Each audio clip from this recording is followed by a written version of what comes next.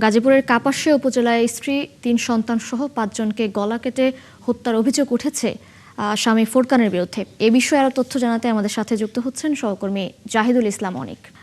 অনেক, আপনি তো ঘটনাস্থলে রয়েছেন, এই বিষয়ে নতুন কোনো আপডেট পেয়েছেন কিনা জানাবেন।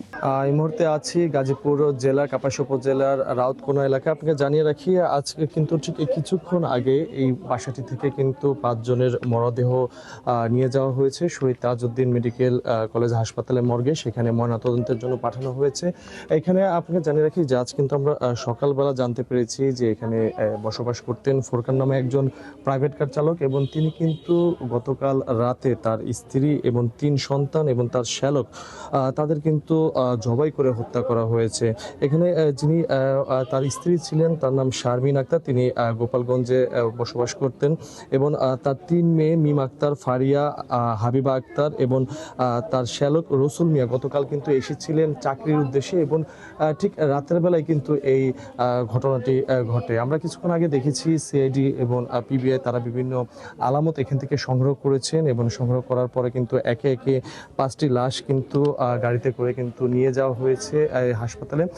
ফোরকান কিন্তু এখন পর্যন্ত কিন্তু পলাতক আছেন। আমরা পুলিশের সাথে কথা বলে যতটুকু জানতে পেরেছি, তিনি যেমনটি জানিয়েছেন যে সন্দেহভাজনভাবে কিন্তু 2 জনকে ইতিমধ্যে কিন্তু আটক করা হয়েছে। ফোরকানকে গ্রেপ্তারের ব্যাপারে কিন্তু তারা এখন পর্যন্ত বিভিন্ন গোয়েন্দা নজরদারি এবং তথ্য প্রযুক্তির তারা সহায়তা নিয়ে কিন্তু তাকে গ্রেপ্তারের জন্য চেষ্টা চালাচ্ছে, এমনটি কিন্তু আমাদের জানিয়েছেন। এবং এই বিষয়ে কিন্তু এলাকাবাসী যারা রয়েছেন তারা যেমনটি জানিয়েছেন যে পারিবারিক কলহ এবং প্রতিনিয়তই ফোরকানের সাথে তার স্ত্রীর বাগবিতণ্ডা লাগতো, এরকম কিন্তু তারা আমাদের জানিয়েছেন, এবং তারা চান এই হত্যাকাণ্ডের সাথে যারা জড়িত রয়েছেন তাদের জন্য সকলে দৃষ্টান্তমূলক শাস্তি হয়, এমনটি কিন্তু তারা এলাকাবাসী বলছেন। অনেক ধন্যবাদ আপনাকে যুক্ত হবার জন্য। নিশ্চয়ই পরবর্তীতে আবারও যুক্ত হয়ে এই বিষয়ে আরো আপডেট দর্শকদের জানাবো।